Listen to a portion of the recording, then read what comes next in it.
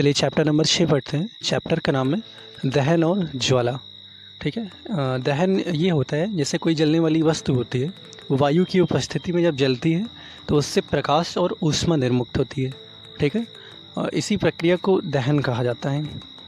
आमतौर पर जब कोई पदार्थ जलता है तो उससे गैस से निकलती हैं। ठीक है। और ये वायु प्रदूषण का भी एक कारण होती हैं। चलिए अब ज्वाला के बारे में जानते हैं। ठीक है। जो ज्वाला होती है ये दहन का दिखाई देने वाला गैसीय अवयव होता है। ठीक है। यह अत्यधिक ऊष्मक्षेपी दहन क्रियाओं में दिखता है। ठीक है। जब कई ऑक्सीकरण क्रियाएं बिना ज्वाला के लपट के ही हो जाती हैं। ठीक है।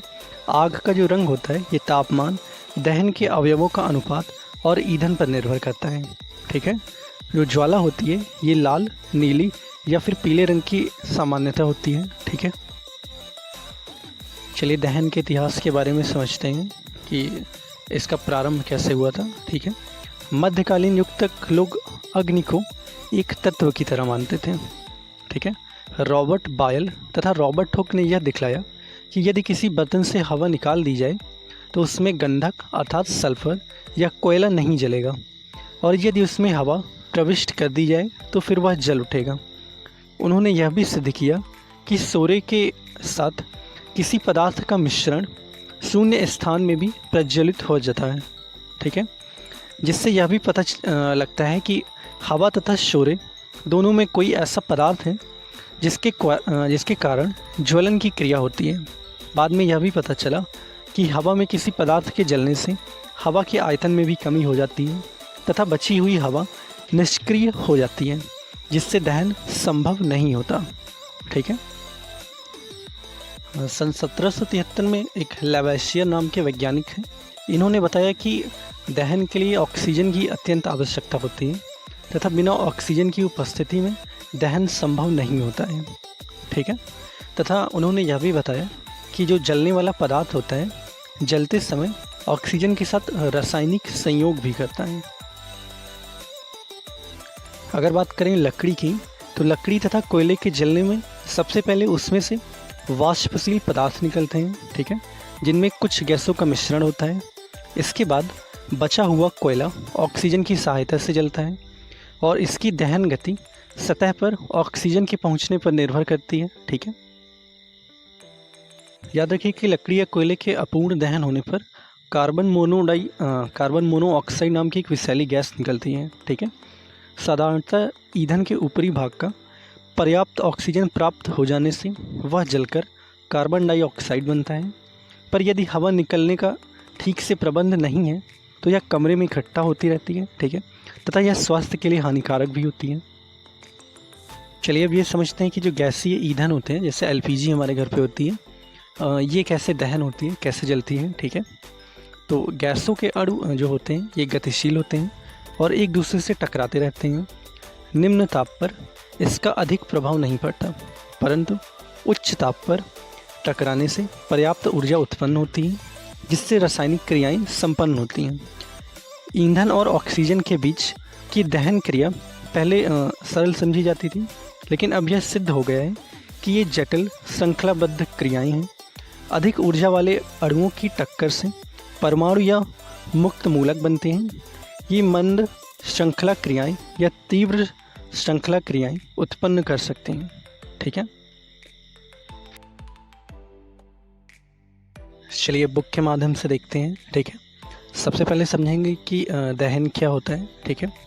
रासायनिक प्रक्रम जिसमें पदार्थ ऑक्सीजन से अभिक्रिया कर ऊष्मा देता है दहन कहलाता है। जिस पदार्थ का दहन होता है वह दाह कहलाता है। इसे ईंधन भी कहते हैं। ईंधन ठोस, द्रव या गैस भी हो सकता है। कभी कभी दहन के समय ज्वाला के रूप में अथवा एक लौ के रूप में भी प्रकाश उत्पन्न होता है। ठीक है। ये आप फिगर देख सकते हैं। ठीक है। अभी मैंने आपको वीडियोस भी दिखाई हैं। ठीक है। इससे आप समझ सकते हैं कि दहन क्या होता है। चलिए वह न्यूनतम ताप जिस पर कोई वस्तु या पदार्थ जलने लगता है ज्वलन ताप कहलाता है। ठीक है। यहाँ पर एक माचिस के इतिहास के बारे में बताया गया है। ठीक है। ये पढ़ते हैं कि माचिस का इतिहास बहुत पुराना है। लगभग 5000 वर्ष से अधिक पूर्व प्राचीन मिस्र में गंधक को सल्फर कहते हैं, सल्फर में डुबोए गए चीड़ की लकड़ी के छोटे टुकड़े माचिस की तरह उपयोग में लाए जाते थे। जो आधुनिक तरीके से माचिस है, इनका जो विकास लगभग 200 वर्ष पूर्व हुआ। एंटीमनी ट्राइसल्फाइड, पोटेशियम क्लोरेट और वाइट फास्फोरस का मिश्रण कुछ गोंद और स्टार्च के साथ मिलाकर उचित लकड़ी से बनी माचिस की तीली के सिरे पर लगाया जाता है। ठीक है, जब इसे किसी खुरदुरी सतह से रगड़ा जाता है तो घर्षण की ऊष्मा के कारण जो सफ़ेद फास्फोरस होता है ये जल उठता है। इसमें माचिस की तीली का दहन प्रारंभ हो जाता है। परंतु जो वाइट फास्फोरस होता है, माचिस उद्योग में काम करने वालों और माचिस का उपयोग करने वालों दोनों के लिए खतरनाक होता है। ठीक है, इसलिए जो आजकल माचिस होती हैं इसमें एंटीमनी ट्राइसल्फाइड और पोटेशियम क्लोरेट लगा रहता है। ठीक है, रगड़ने वाली सतह पर पिसा हुआ कांच अर्थात चूर्णित कांच और थोड़ा सा लाल फास्फोरस लगाते हैं, जो कम खतरनाक होता है। जब माचिस की तीली को खुरदुरी सतह पर रगड़ा जाता है तो कुछ लाल फास्फोरस तथा श्वेत फास्फोरस में परिवर्तित हो जाता है। यह तुरंत माचिस को तीली के सिरे पर लगे पोटेशियम क्लोरेट से अभिक्रिया कर पर्याप्त ऊष्मा उत्पन्न कर देता है। ठीक है, इससे एंटीमनी ट्राइसल्फाइड का दहन प्रारंभ हो जाता है। चलिए अब देखते हैं कि हम आग पर नियंत्रण कैसे पाते हैं। अगर आपके घर के आसपास कभी आग लगी हो तो आपने देखा होगा कि लोग बाल्टी लेकर पानी से आग बुझाने के लिए जाते हैं। ठीक है, पानी होता है, ठीक है, ये जो पानी होता है ये जलने वाली वस्तुओं को ठंडा कर देता है। ठीक है, जिससे उनका ताप उनके ज्वलन ताप से कम हो जाता है। ऐसा करने से आग का फैलना रुक जाता है। जलवाष्प ज्वलनशील पदार्थ को घेर लेता है, जिससे वायु की आपूर्ति बंद हो जाती है और आग बुझ जाती है। आग बुझाने वाले का कार्य वायु का प्रवाह काटना या ईंधन के ताप कम करना या फिर दोनों होते हैं। ठीक है, इसी के द्वारा जब आग लगती है तो उसे बुझाया जा सकता है। चलिए, जल जो होता है ये सबसे अधिक प्रचलित अग्निशामक है। अग्निशामक अर्थात आग को बुझाने वाला। परंतु जल तभी कार्य कर पाता है जब लकड़ी और कागज़ जैसी वस्तुओं में आग लगी हो। यदि विद्युत उपकरणों में आग लगी हो तो जल विद्युत का चालन कर सकता है और आग बुझाने वाले को हानि भी पहुंचा सकता है, इसलिए तब जल का प्रयोग नहीं करते हैं। ठीक है, तेल और पेट्रोल में लगी आग को बुझाने हेतु भी जल का प्रयोग करना उचित नहीं होता है। ठीक है, क्योंकि जो जल होता है ये तेल से भारी होता है, अतः यह तेल के नीचे चला जाता है और तेल ऊपर आ जाता है और ये तेल जलने लगता है। ठीक है, जो जला करता है पहले से। विद्युत उपकरण और पेट्रोल जैसी ज्वलनशील पदार्थों में लगी आग के लिए कार्बन डाइऑक्साइड सबसे अच्छा अग्निशामक है। ठीक है, ऑक्सीजन से भारी होने के कारण कार्बन डाइऑक्साइड आग को एक कंबल की तरह लपेट लेती है। इससे ईंधन और ऑक्सीजन के बीच संपर्क टूट जाता है, अतः आग पर नियंत्रण हो जाता है। कार्बन डाइऑक्साइड का अतिरिक्त लाभ यह है कि यह सामान्यतः विद्युत उपकरणों को कोई हानि नहीं पहुंचाती है। ठीक है, बेसिकली कार्बन डाइऑक्साइड उच्च दाब पर द्रव के रूप में सिलेंडरों में भरी जाती है।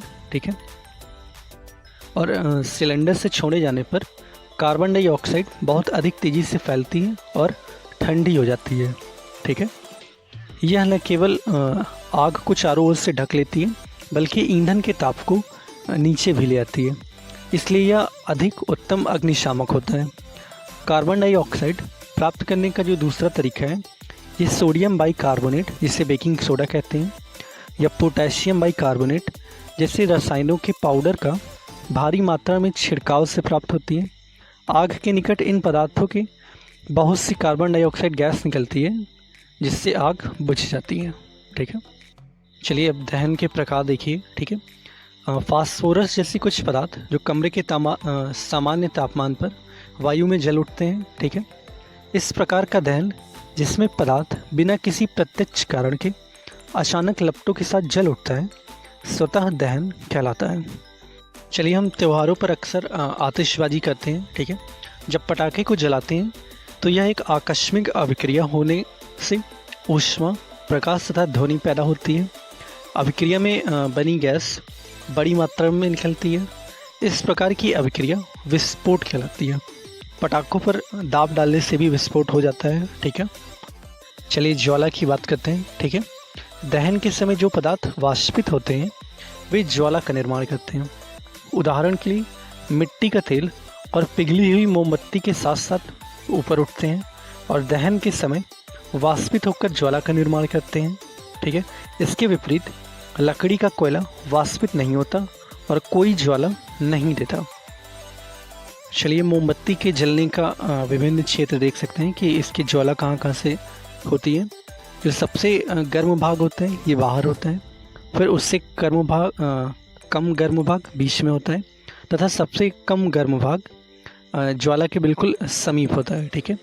पूर्ण दहन का बाहरी क्षेत्र नीले रंग का होता है। आंशिक दहन वाला मध्य भाग होता है जो पीले रंग का होता है तथा जो बिना जली मोमबत्ती का सबसे आंतरिक भाग ये क्षेत्र काला होता है। चलिए ईंधन के दहन से जो हानिकारक उत्पाद प्राप्त होते हैं, ठीक है, जिनसे हमें नुकसान होता है वो समझते हैं कि लकड़ी, कोयले और पेट्रोल जैसे कार्बन ईंधन बिना जले कार्बन कण छोड़ते हैं। ये सूक्ष्म कण खतरनाक प्रदूषक होते हैं जो दमा जैसे श्वास रोग उत्पन्न करते हैं, ठीक है। इन ईंधनों का अपूर्ण दहन कार्बन मोनोऑक्साइड गैस देता है। यह अत्यंत विषैली गैस होती है। बंद कमरे में कोयला जलाना खतरनाक होता है। इससे उत्पन्न कार्बन मोनोऑक्साइड गैस कमरे में सो रहे व्यक्तियों के लिए मृत्यु का कारण भी बन सकती है। अधिकांश ईंधनों के दहन से पर्यावरण में कार्बन डाइऑक्साइड गैस निकलती है। वायु में कार्बन डाइऑक्साइड गैस की अधिक मात्रा संभवतः ग्लोबल वार्मिंग का कारण बन रही है, ठीक है। कोयले और डीजल के दहन से सल्फर डाइऑक्साइड गैस निकलती है। यह अत्यंत दमघोटू और संक्षारक गैस है। इसके अतिरिक्त पेट्रोल इंजन नाइट्रोजन के गैसीय ऑक्साइड छोड़ते हैं। सल्फर और नाइट्रोजन के ऑक्साइड वर्षा जल में घुल जाते हैं तथा अम्ल वर्षा बनाते हैं, ठीक है। ये अम्ल वर्षा फसलों, भवनों और मृदा के लिए बहुत हानिकारक होती है, ठीक है। मोटर वाहनों में ईंधन के रूप में डीजल और पेट्रोल का स्थान अब सीएनजी ले रही है, क्योंकि सीएनजी सल्फर और नाइट्रोजन के ऑक्साइडों का उत्पादन अल्प मात्रा में करती है। सीएनजी एक अधिक स्वच्छ ईंधन भी है। चलिए एक बार रिवाइज करते हैं जो पूरे चैप्टर में हमने पढ़ा है, ठीक है। जो पदार्थ वायु में जलते हैं दाह्य कहलाते हैं। दहन के लिए ऑक्सीजन अर्थात वायु आवश्यक होती है। दहन के प्रक्रम में ऊष्मा और प्रकाश उत्पन्न होते हैं। ज्वलन ताप वह निम्नतम ताप है जिस पर दाह्य पदार्थ आग पकड़ लेता है। ज्वलनशील पदार्थों का ज्वलन ताप बहुत कम होता है। आग उत्पन्न करने हेतु आवश्यकताओं में से एक या अधिक को हटाकर आग पर नियंत्रण पाया जा सकता है। आग पर नियंत्रण पाने के लिए सामान्यतः जल का प्रयोग किया जाता है। विद्युत उपकरणों और तेल में लगी आग को नियंत्रित करने के लिए जल का उपयोग नहीं किया जाता है। दहन विभिन्न प्रकार के होते हैं। तीव्र दहन, स्वतः दहन तथा विस्फोट। ज्वाला के 3 विभिन्न भाग होते हैं: अदीप्त क्षेत्र, दीप्त क्षेत्र और ज्योतिहीन क्षेत्र। आदर्श ईंधन सस्ता, आसानी से उपलब्ध, आसानी से जलने वाला और आसानी से वहन योग्य होता है। इसका ऊष्मीय मान उच्च होता है। यह एक गैसों या अवशेष नहीं छोड़ता जो पर्यावरण को प्रदूषित नहीं करता। ईंधन के अपूर्ण दहन से विषैली गैस कार्बन मोनोऑक्साइड निकलती है।